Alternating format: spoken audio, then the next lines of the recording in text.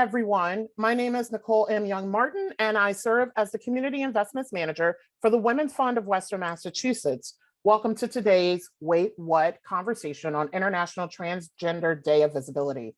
Thanks to everyone joining us via Zoom and on Facebook Live.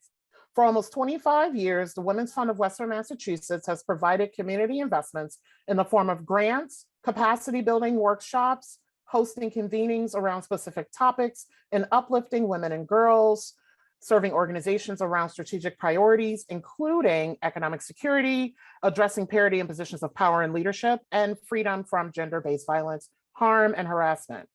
Our Wait What series allows us to further engage members of our community on how to address these issues, and also provide resources on how best to address these disparities. We want to take this moment to give a special thank you to our underwriters, the Jamrock Group, Institute for Generative Leadership, and People's Bank for their continued support of women and girls in Western Mass. It is because of their generous support that we are able to bring you programs like Wait What and other complementary services to our community. March 31st is International Transgender Day of Visibility. Founded by transgender activist Rachel Crandall in 2009, Transgender Day of Visibility is acknowledged annually to highlight the many contributions of trans, gender diverse, genderqueer, and non-binary people have made to society. It is also an important opportunity to direct attention to the continued struggle towards gender equity and race consciousness around issues that pertain to members of these communities. Members of trans and gender diverse communities continue to face a significant number of disparities and discrimination. Economic security, freedom from gender-based violence, and parity in positions of power and representation intersect on a daily basis for trans and gender diverse folks, as there are laws still preventing people from accessing gender-affirming care, protections at work, in their homes, and in their surrounding environments. Given the intersections of these inequities and how it speaks to strategic pillars, I'm saying a lot of words that are hard to pronounce today, my apologies. The Women's Fund of Western Mass wanted to bring together a panel of local service providers to talk about the impact of local, regional, and national laws and how they influence care and access for our community members. Today's conversation will feature Morgan Arrington from Tapestry, Dan Lionheart from Community Action, and Jessica Marcelino from Western New England University's Center for Social Justice. Please visit our website to read their bios. At the end of our conversation, if there's time, we will open it up to respond to questions from our viewers. If you have any questions, especially for people who are joining us via Zoom, please use the Q&A feature to enter those questions. And we will be holding those questions until the end of our conversation. So let's go ahead and get started because we have so much to cover. First, I would love for each of our panelists to share briefly about their work and the services that your organizations provide to members of the trans and gender diverse communities. Please keep your responses to promptly 3 to 5 minutes. We are going to start first with Jessica. Great, thank you. Firstly, I just want to quickly say thank you to the Women's Fund for putting this event together and inviting us to be a part of it. My name is Jessica Marcelino. I'm the staff attorney for the Center for Social Justice at the Western New England School of Law. And we provide, part of what the center provides is pro bono legal services to the community. Since 2019, we've been working collaboratively to address systemic social injustices and develop human-centered solutions for change. Our newest initiative is what brings me here today, and that is our Gender Affirming Identification Project, or what we acronym here, GATE. And what that does is provide free legal services to people looking to make gender-affirming changes to state and or federal identification documents. We can assist with many different things. So that's administrative processes, providing legal information and legal representation to allow to make gender affirming changes to Massachusetts state identification, your ID, Massachusetts birth certificate, social security card, passport, and also guidance in obtaining a physician's letter in support, which is necessary for changes to be made to federal documentation. As far as who we can assist, adult residents in Massachusetts. We do not have income guidelines. We don't have a specific service area, though we're focused in Western Mass with our community networking to be sure the folks in Western Mass are getting the help that they need. But essentially, I want to be clear that you don't need an attorney to make gender affirming changes to the documents, identification documents, as I described. However, we are very happy to be involved in this space to provide either guidance. We have developed a self-help material. So if people are really just looking to have a consultation with us and get the information that they need to go ahead and then make the changes they'd like to, they can do that. Otherwise, we're also able to provide full service in that we'll do everything from an initial intake, filling out the paperwork. We can provide assistance with ensuring the documents are filled out completely, getting them filed in the necessary place, notary services, indigency waivers. There are fees associated with these processes, which can be a barrier, and we're able to provide direct financial assistance. And also, if a hearing is triggered for any reason, we'll have attorneys who are able to assist with that as well. So those are the services that we're currently able to provide, and we're very happy to be able to be a part of this important process. Thank you. Thank you so much, Jessica. The next person I would love to have speak on behalf of their organization is Morgan. So Tapestry Health has a wide range of services that we provide, and it's all under the guise of a harm reduction model. So harm reduction doesn't always mean the same thing, depending on where you are, but really it's reducing harm. It's finding a way to get folks what they need and breaking down barriers. So that's really one of our key principles, finding folks who are not otherwise able to receive the services that they need because of one thing or another. Sometimes it's financial, family support, housing, insurance coverage, all of those pieces go into it. So we do everything from syringe access, harm reduction, and Narcan. My program does sexual and reproductive health, gender affirming hormones, things of that nature, which I'm here to talk about mostly. And then we also do have food access and nutritional access through our WIC offices in the Springfield area.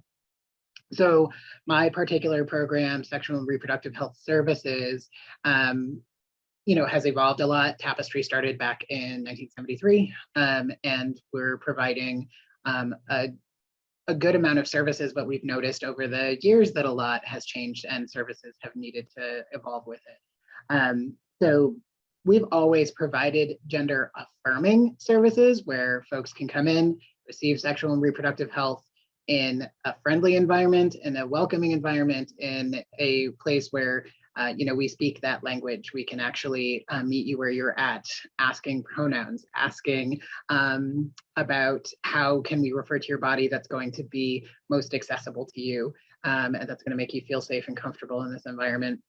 And then back in March of 2020, we started gender affirming hormone services. And it was right at the height of the pandemic, right when it hit. And we started providing both masculinizing and feminizing hormones to our clients. Unlike some of the other services, most of the other services that we do, we provide the service for folks who are 18 or over, which is not true of most of the other services that we provide here at Tapestry. Most of them are all ages. And so that looks like we can offer telehealth services or in-person services to get the ball rolling for folks and get them onto hormones, or take over their care if they were receiving care elsewhere, working with area providers to get them what they need.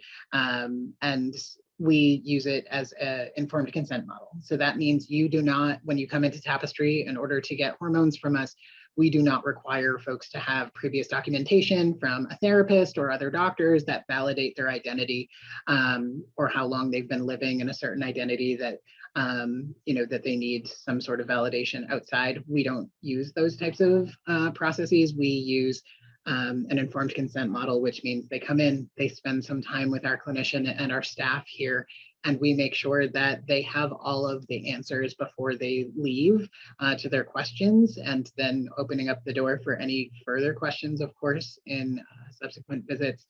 But we really go through, what they're looking for, what is their goal, and how can we help them meet that goal. Sometimes it's hormones, and sometimes by the end of it, we find out that it's not hormones, and that's okay. But what other services can we provide for them that are going to allow the person in front of us to get exactly what they're looking for out of their life, and that's validating, and that feels affirming to them. So that's what we're looking to do here at Tapestry. Thank you so much, Morgan. And now, if Dan, you would like to speak on behalf of Community Action. Hi, I'm Dan Lionheart. I use pronouns like he and fawn, and I am one of 2 LGBTQIA+ specialists at Community Action Youth and Workforce Development, which is a program of Community Action Pioneer Valley. So I work closely with the Generation Q program, which has existed for well over 15 years now, but we are a peer and social support model. We meet Tuesdays and Wednesdays in both Franklin County and Hampshire County. We're currently meeting hybrid so that folks can either come in person or through Zoom. And we work with young folks and young adults ages 14 to 24 primarily. So we provide opportunity for learning together, building leadership skills, for supporting one another, for kind of just having a space where you can show up as who you are and have people who care about you and want to get to know you. And so we do a lot of both workshops led by our participants on a variety of topics, including harm reduction, sexual education, gender and identity-based workshops, mental health workshops, as well as just space for folks to come as they are and receive some peer-to-peer support to, show up and say, hey, this thing's really hard at school right now, at college right now, I'm having a hard time with X, Y, and Z, and be able to draw on the expertise and care of their peers and community. We also once a month offer an intergenerational group. So I believe it's either the 3rd or the 4th. We're kind of just piloting it. I think right now we're doing the last Tuesday and Wednesday of the month is our intergenerational group. And so that is open for folks as young as 10 and as old as you can get. And so that's an opportunity to really have an intergenerational connection for folks who oftentimes don't have examples of what it looks like to be queer at many ages. And our program requires one form to fill out. It's the same form for all of Community Action Youth programs.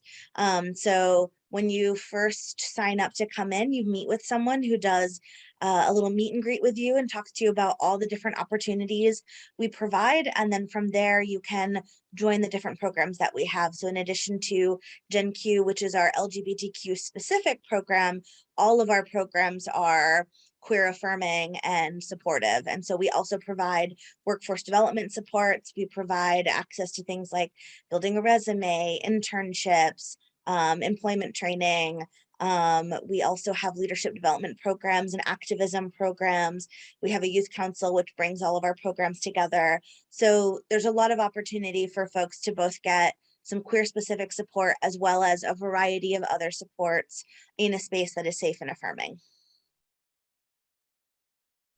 Thank you so much, Dan. So the first question that I have, and Dan, I remember you mentioning that your organization has been offering these services for 15 years. So I'm going to augment this question a little bit.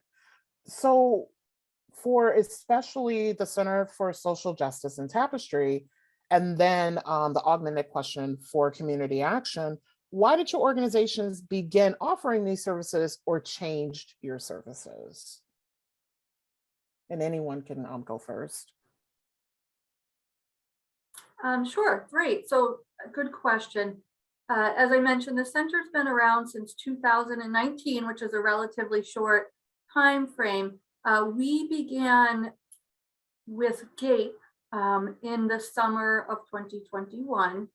And what led to that really ultimately was identifying the need. So first of all, it's to sort of why we began offering this specific service.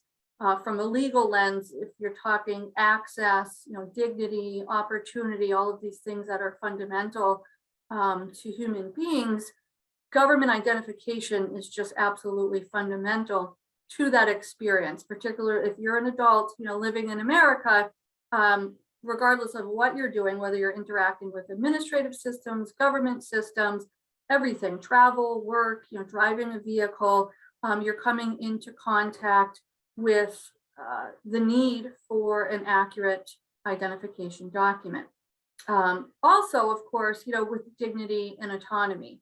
We saw this legally, the consequence if you don't have the ability to access that accurate government identification, then you're going to be forced with probably two choices, neither of which are good, which is foregoing the documents or having inaccurate documents, right? And this is not great for dignity, autonomy, but also freedom and upward mobility, right? Anything that requires, a new job, a purchase of a home, all of these things, you're either going to have to decide that you're going to have to essentially out yourself at each one of these occasions, or not do it, and people become disfranchised. So for us, the need was very, very clear.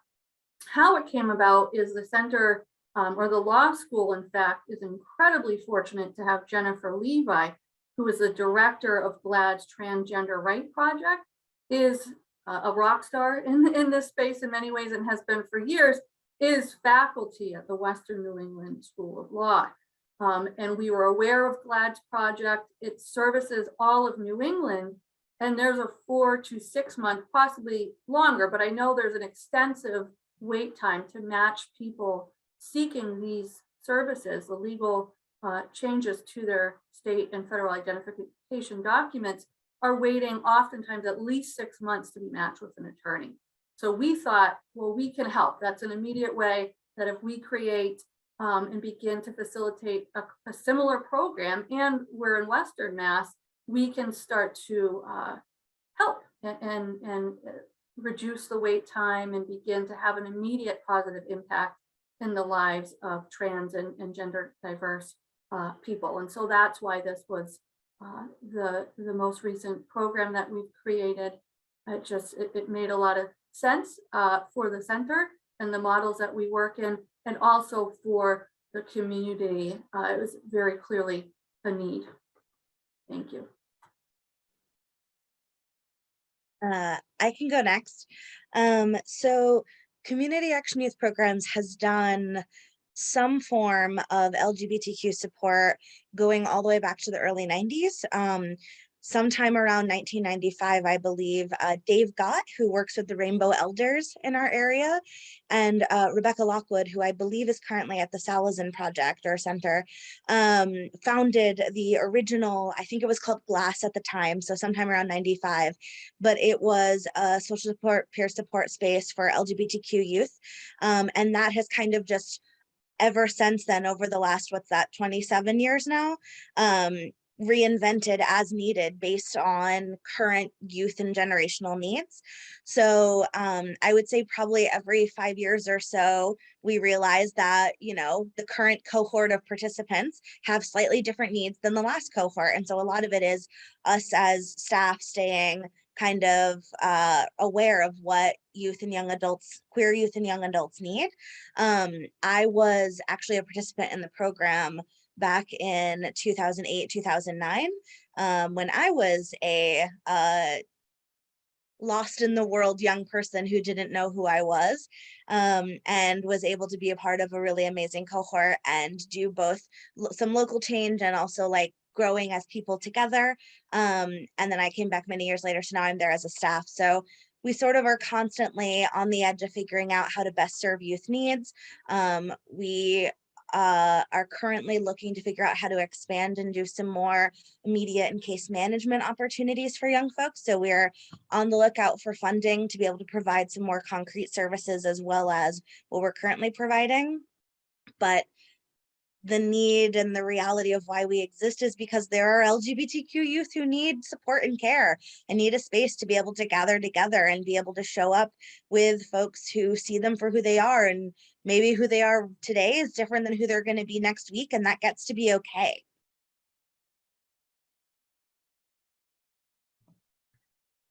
So Tapestry saw that there was a need across the board. We're kind of seeing this amongst all of us, definitely. We were already seeing folks who were trans and gender diverse and gender non-conforming for the services that we already provided. And what we hear from folks is that there's not enough providers out there that can provide hormone services. It's a model that not all practitioners in one office may have been on board for, or they only have one practitioner in an entire office of, 10 to 15 practitioners who can only, and they can't just see folks who are looking for hormones. They need to take on other patients as well. And there just wasn't enough access. In Western Mass, this is growing, which is really, really wonderful to see that there's more practices that are even dedicated to trans and gender nonconforming and queer folks. But it wasn't available, and it's still a shortage. There's still definitely a shortage of providers who can do this. There was a shortage of providers who could do it with informed consent, which there were just loopholes all over the place to have to jump through to be able to validate who you were just to get something that was going to make you feel more affirmed. And we also saw that there was a really huge need in the financial aspect of it for folks. For our clients, they may not have health insurance because, as Jessica alluded to, you need documents that match up in order to even get health insurance and then be able to use that health insurance, right? It also might have meant that they had access to health insurance, but it wasn't safe at home to use that, or because of a partner or whomever was the subscriber of the health insurance. Those things can make it really difficult to access care, or huge deductibles that made it really hard to be able to access anything, let alone gender affirming hormone care. So we decided that it made sense. We were already prescribing hormones. We know how to prescribe hormones. We do it every day.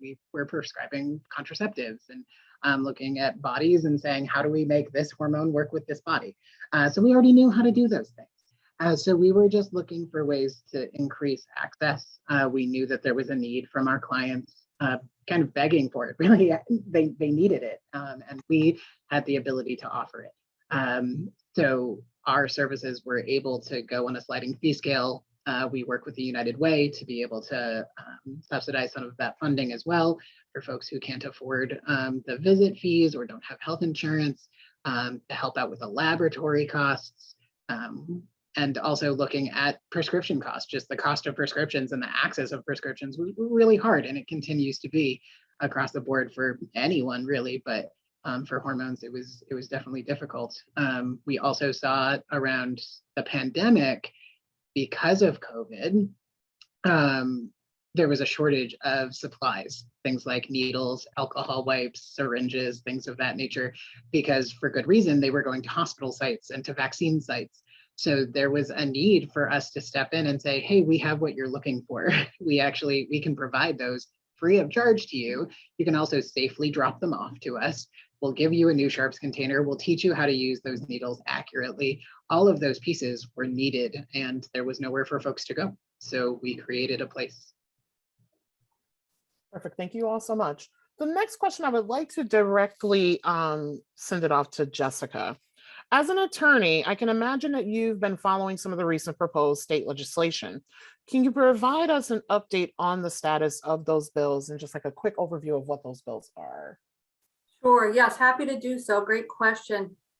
So importantly, Massachusetts has state representatives as well as legislators who are working actively to advance progress for the trans and gender diverse community. We were fortunate. We had Representative Mindy Dom, State Representative of Amherst, and Policy Director of Senator Joe Comaford, who's Hampshire, Franklin, and Worcester districts, attended our launch back in October. Both of those legislators and representative have a current act in the House and has passed the Senate. So there's two bills right now related to gender identity in Massachusetts. One of them, and I'll send a link to you, Nicole, or we can send it out after, where folks can find the information for the bill and also contact information for their local legislators and House representatives. So there are two bills right now allowing for gender changes and non-binary options on birth certificates, as well as driver's license. And it would direct the state to then develop a plan to allow non-binary options on forms in any instance where gender is requested. This bill passed the Senate so unanimously. This is not the first time this type of legislation has been proposed, but it has not made it thus far. It has currently passed unanimously 39-0 in the Senate in September, and it's now pending in the House and Ways and Means Committee. So this is where there's a call for action. I checked in and with Representative Dahm and State Legislator Comerford, asking them for a status, but also what can we do? If you're not an attorney, but you're an ally and you want to see these types of changes made, really it's contacting your local House representative to take action on the bill. This action has to occur before July. So there's two bills here. You know, of course, there's more progress to be made, but this, I do believe, is a fundamental step for all of the reasons, you know, that I've just mentioned, related to accurate government documentation and how that enables people in the community to live their lives autonomously and upwardly, not creating or worsening vulnerable spaces for people in the community that already exist. I also would say critically, it's important that the Massachusetts Attorney General, we have an executive branch which has a history of being supportive in this space as well. Going back to 2011 up through 2016, the Attorney General's office supported in many ways via testimony and appearing at legislative hearings, making the change so that gender identification became a protected class. So, you know, things like race, gender, but there was additional classifications there that better protect the trans and gender diverse community. So that has been important. And it's critical that the executive branch also support the legislator, because the next step, it's a great step in the right direction to have the law pass. But then there also has to be guidance for the administrative agencies and the regulatory bodies about what does this mean now, and how do we then, you know, in the day-to-day when people are coming in to get a fishing license or, you know, do anything, that people are informed about what they can and cannot do and what's necessary to just live your life as an adult here in Massachusetts. So there's some exciting legislation and executive action going on in Massachusetts, and it's important. Anybody can help promote that. So thank you, Nicole, great question. Thank you, Jessica. So the next question, I would love especially to toss this out to Morgan, and anyone else can chime in afterwards, because in our prep conversation about today's event, this came up. So the next question is, what are some barriers to receiving care, and how have these barriers informed your service delivery? Yeah, in healthcare, you know, we talk about barriers all of the time. There's barriers to a lot of aspects of this. You know, insurance coverage was definitely a first piece of it. In Massachusetts, we have some of the better insurance coverage, really, for gender affirming services, everything from hormones to therapy to surgery and those types of interventions. But we know that we have a lot of students who might live here, or they work out of state, but they live in Massachusetts, or they work for a religious institution. And so that's where their health insurance comes out of, and that's not covering things. That's a huge barrier for folks, as well as just the financial aspect of having that health insurance and then needing to pay the copays or the deductibles and things of that nature to be able to access care. Us partnering with the United Way has allowed us to be able to break down some of those barriers and access care a little bit easier and with a little bit less stress, because we are a sliding fee scale clinic with everything else that we do. So we would just naturally add this right on in with the services that we were providing. But that definitely can be a huge hindrance to folks. Also safety with their health insurance. Again, one of the things that we talk about with folks is, what is this going to be like? You know, if we put you on hormones, what's it like at home? Who do you live with? What's it going to be like at work? Is it safe to come out to your partner or partners? Is it safe to come out to your coworkers or your neighbors? You know, what's going to happen when, you know, changes happen to your body physically that folks are going to pick up on.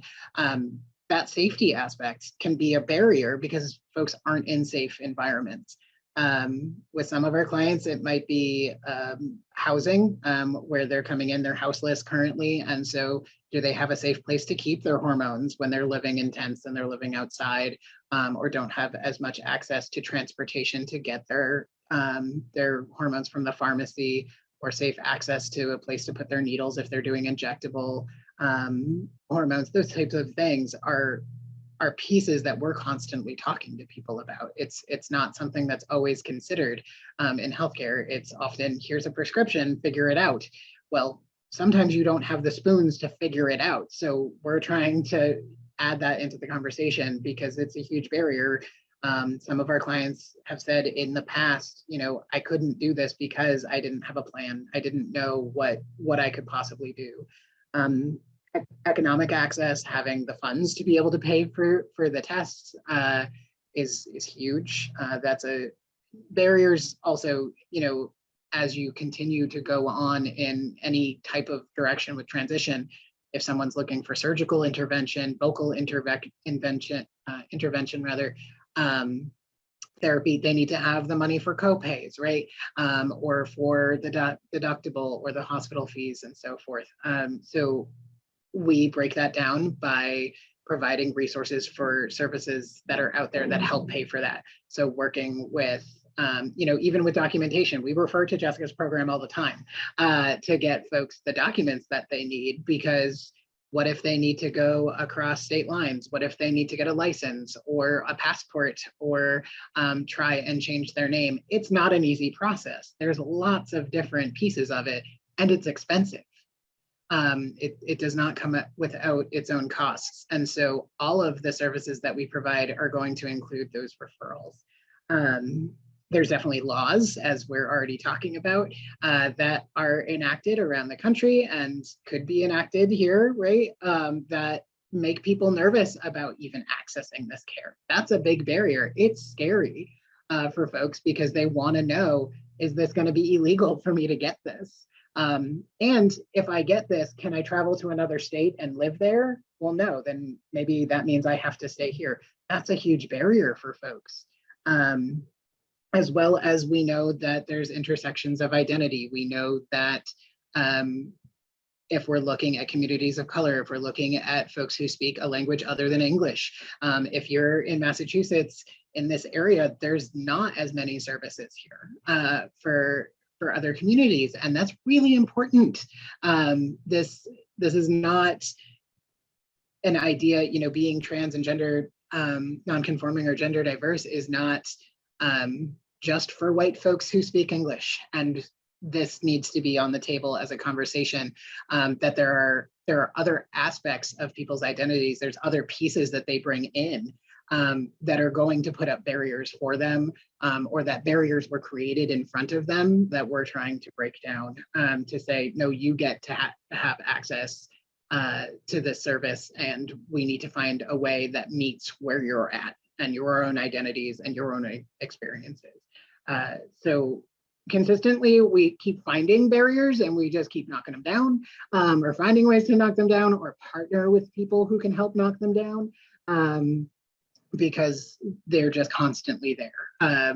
Our goal is to keep them at bay and as low as possible for folks, because that's why they come to see us. They're coming because they need something, and hopefully we are the ones that are able to provide it. Cool, thank you.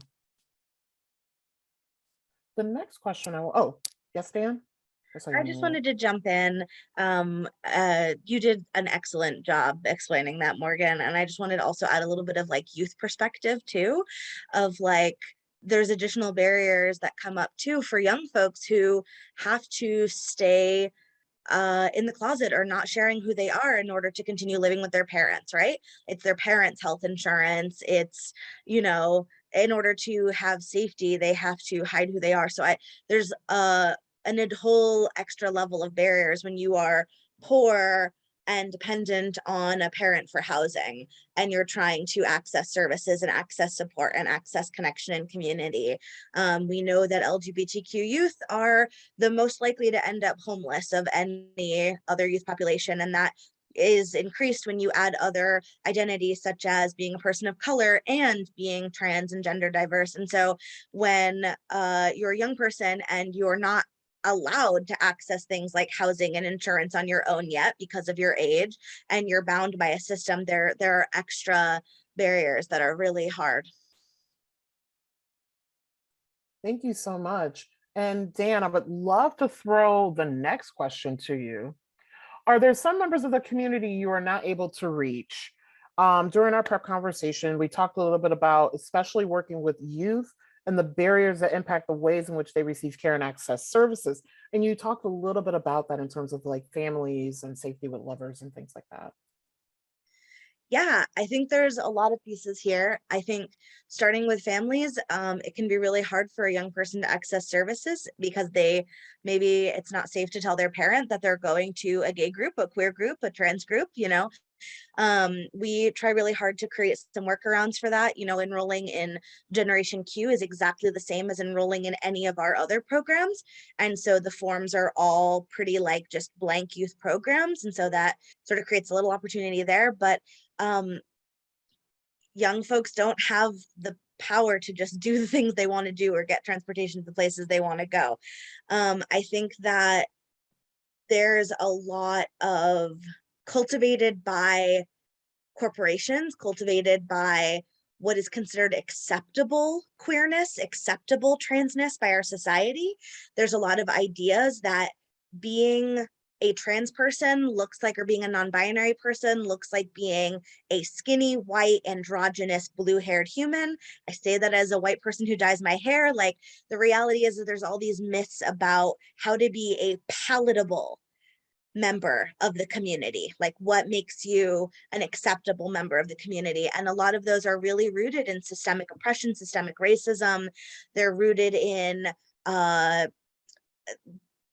being attractive and presenting yourself in a way that's considered attractive by society.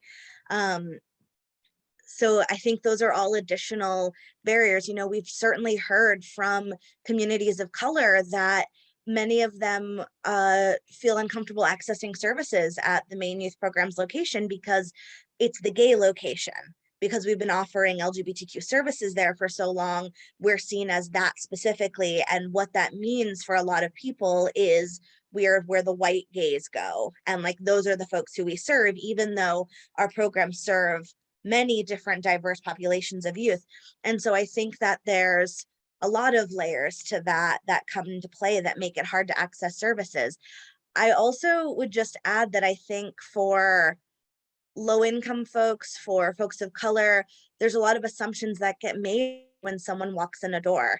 And I think that a lot of staff at well-meaning and well-intended agencies do not understand the way that their policies are inherently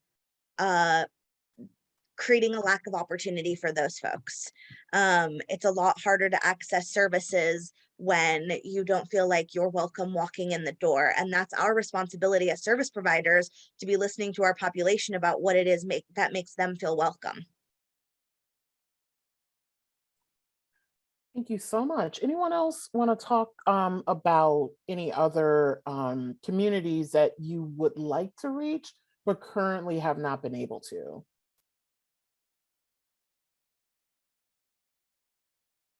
For the center, essentially, it's just community networking and getting the word out that we exist and that we can help people, right? There is some limitations with technology and locating everybody that we'd like to. We have, with respect to youth, what came up in our initial conversation was that the center has deliberately made a decision not to assist youth with gender affirming changes to state and federal identification documents, because particularly if it's contested changes, right? If the guardian parent is contesting those changes, that is an area of law which is very much developing at this point. And we have partnered with GLAAD directly and spoken to GLAAD in developing our program.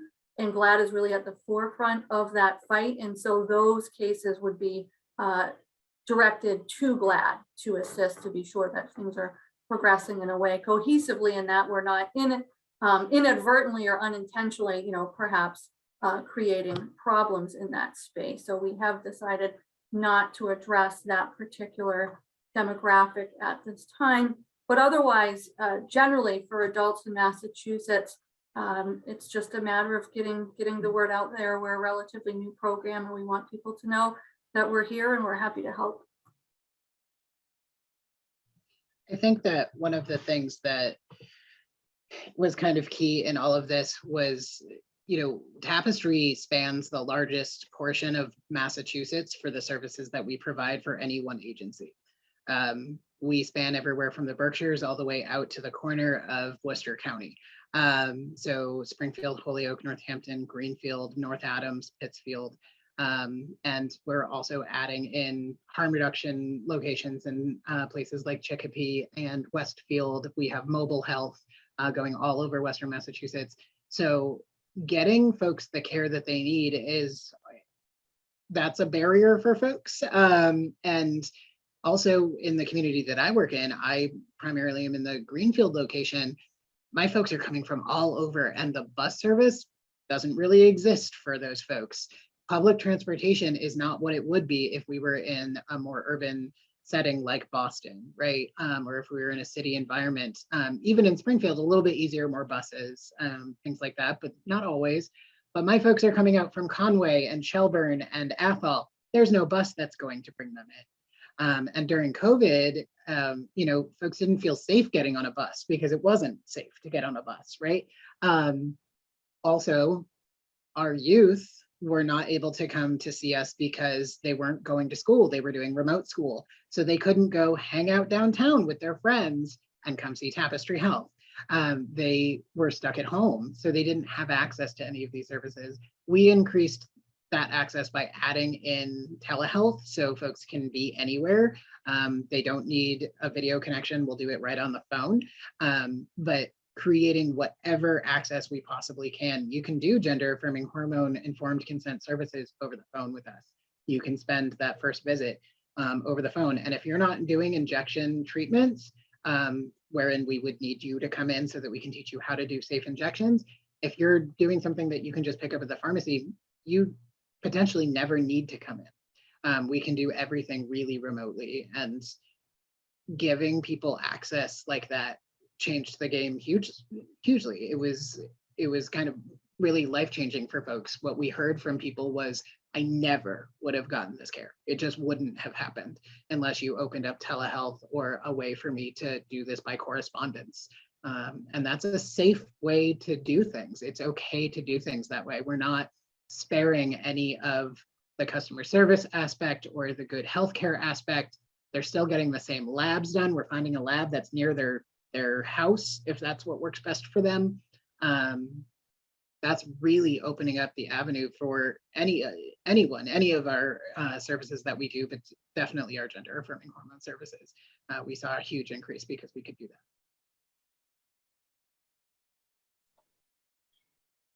I just wanted to pop back in and also jump off that we have seen kind of a dual response with being able to offer virtual services during COVID, where we're able to serve a wider service area and youth can say so much less to us because they're in the home and they have to be a lot more careful with how loud and proud or how open they are discussing themselves. And so it's been this really interesting double-edged piece of I don't know that we'll ever want to go back to only offering in-person services because there are so many youth and young adults who wouldn't, like Morgan said, like wouldn't be able to walk in the door and come and see us. And at the same time, there's this like additional barrier that virtual service created for a lot of young folks, where they were able to listen to groups sometimes, but they couldn't necessarily share back outside of the chat because they didn't want to be overheard talking about being trans, talking about being gender diverse. Thank you so much. Have a couple more questions before we wrap up this afternoon. Who are you partnering with to expand your reach? And then can you talk about the importance and impact of wraparound services? Sure. So we have partnered, as I mentioned, GLAD, incredibly important partner. There's also GIVES, which is a gender identity validation services in the Western Mass area.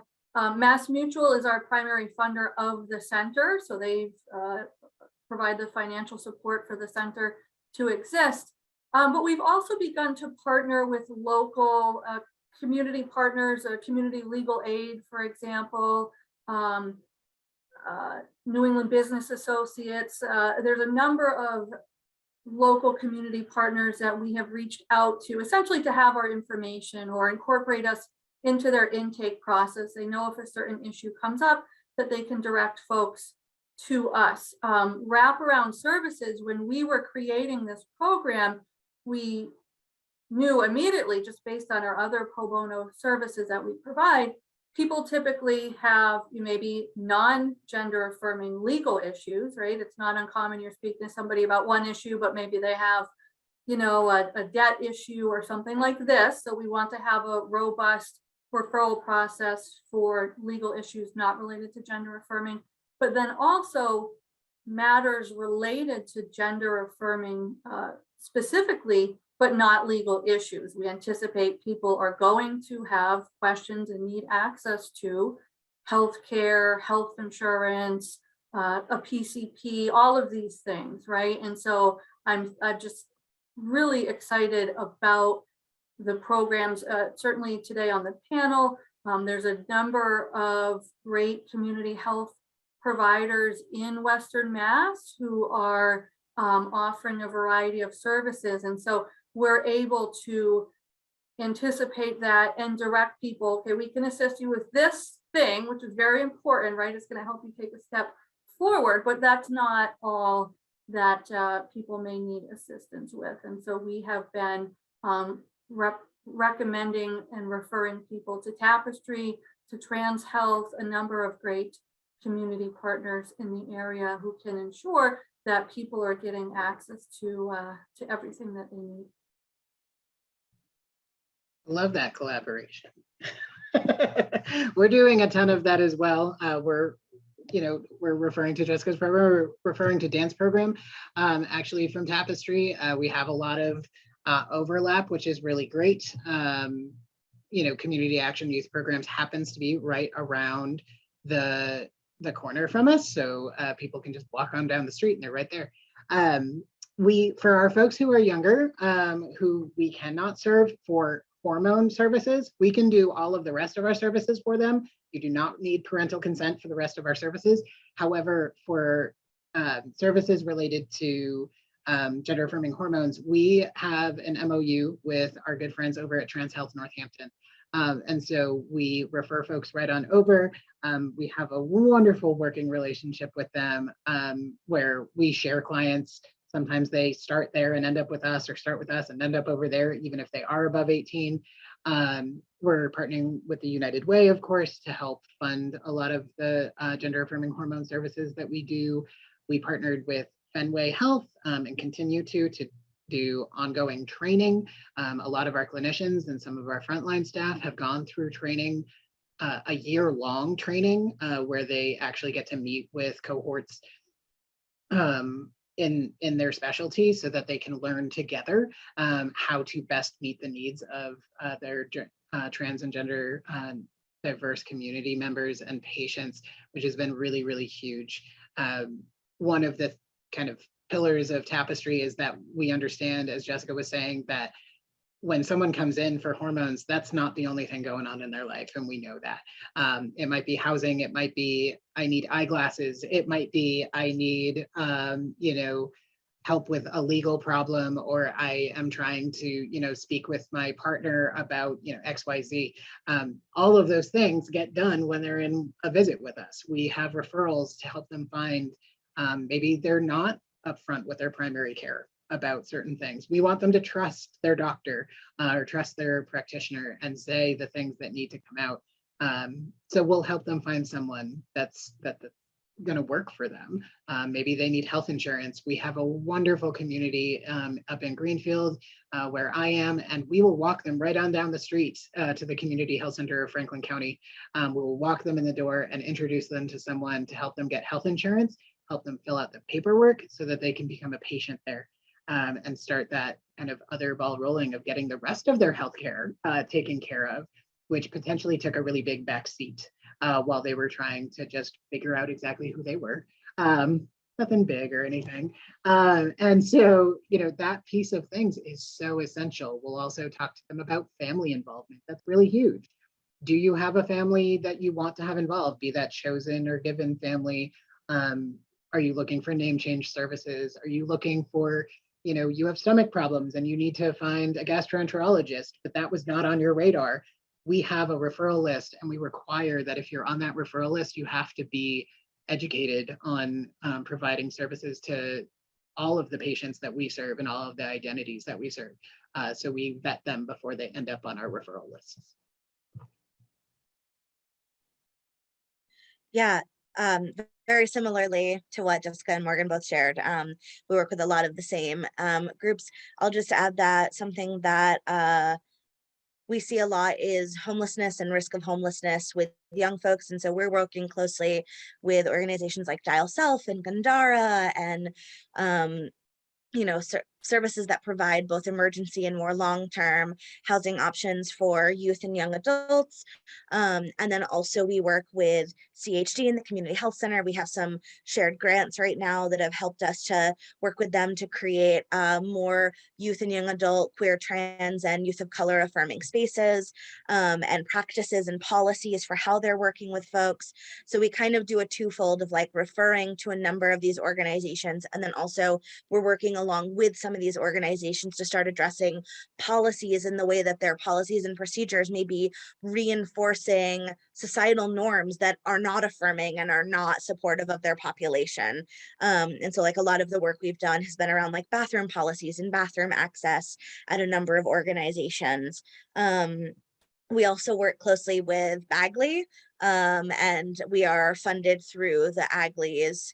And so that's another major partner. So we're connected with many other youth and young adults serving queer and trans programs across Massachusetts and a bit of Rhode Island. Perfect. Thank you so much. I did receive a question in the Q&A here on Zoom that I would love to pose to each of you. And if you can just briefly respond to the question. Can someone address the issues facing older adults who may be a part of non-accepting peer groups and their challenges and solutions?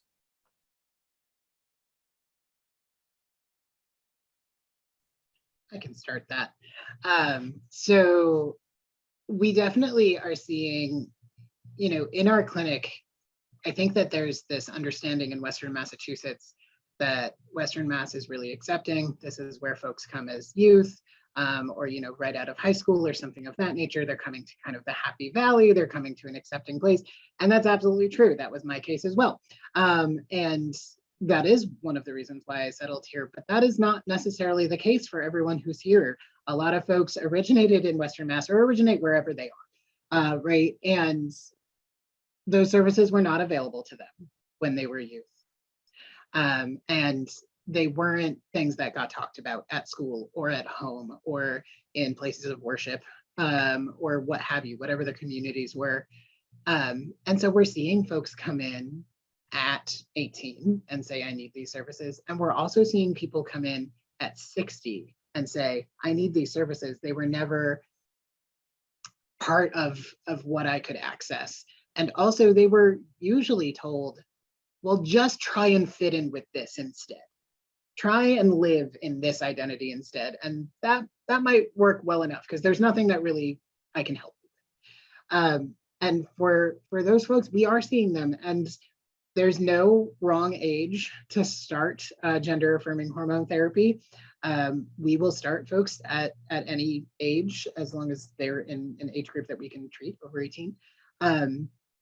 And we're seeing great success with those folks. They're seeing that they're having those positive feelings. They're feeling affirmed for the first time in their entire life. And imagine going to your 50s and 60s and never feeling affirmed. And then finally, for the first time ever in 50 years, feeling okay in your own body. That's a pretty impressive change. But that doesn't mean that there's not other changes that are going on. Of course, that means that there might be relationship changes that are going on. We will refer out for folks to receive therapeutic services in the community, as well as family therapy services. We work with Transgender, which is a local organization that helps facilitate family and couples and kids as well. To start having those conversations or to further those conversations.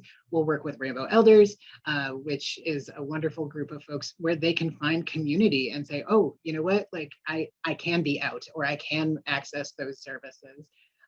We'll find them primary cares where they do get to be out, where they do get to talk to them about the experiences that they're having. We will also talk to them about safety at home, safety at their work if they're still working. Talk to them about, we actually do have senior centers that have amazing groups where they get to collaborate with folks that have similar identities. So those are services that are there. They're small, they're up and coming in this area. But we are seeing that, a lot of folks are saying, this is the first time I've ever been offered the opportunity to have this conversation. And so for us, it's giving them that opportunity to have that conversation and saying, yes, you absolutely get to feel validated in your identity. And we have some opportunities for you to do that here today. And sometimes that looks like starting hormones, referring for surgeries where they can finally feel safe in their own body. Those pieces are really essential. The last question I would love to pose to each of you, and this is something that the Women's Fund really looks to do, especially since starting our Wait What series, is giving people who are joining us a takeaway and one thing that they can do to get involved in assisting members of our community access to care and services that they need. So if you would like to close us out, each of you, to give one little nugget of advice or insight for people who are joining us today to walk away with as something that they can do. Sure, I'll go very briefly. I would say just help spread the word about us and that we exist and the services we provide. And then also the call to action on the pending legislation. I think that rallying and providing the support to the House and the legislators to let them know that this is an issue that's important to everybody in Massachusetts. And that's something that can be done that could have a significant positive impact.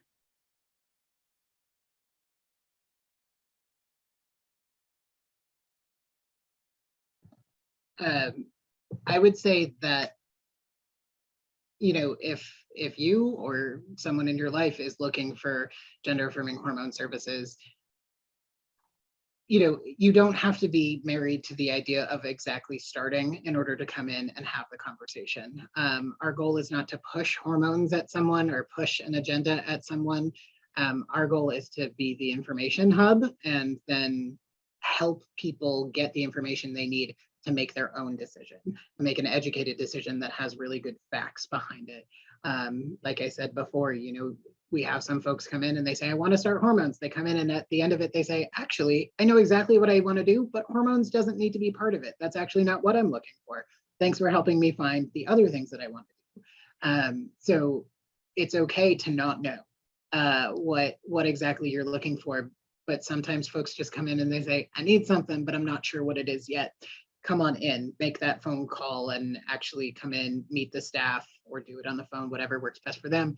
And know that we're going to work to try and find what's going to work best for that individual person. It's not like a one size fits all sort of program. We're going to have to work with someone to find out, where's the level for you and how do we get you exactly what you're looking for.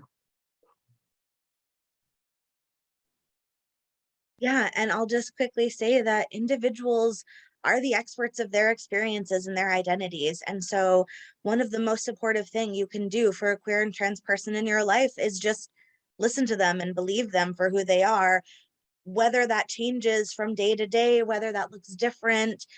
Some folks have several coming out processes. The most affirming and loving thing you can do is just listen to someone and care about them and believe them for who they are. Perfect. So we are at 1 o'clock. I want to give a very special thank you to Morgan, Jessica, and Dan for joining us on behalf of your organizations. Thank you to everyone who joined us both on Zoom and Facebook today.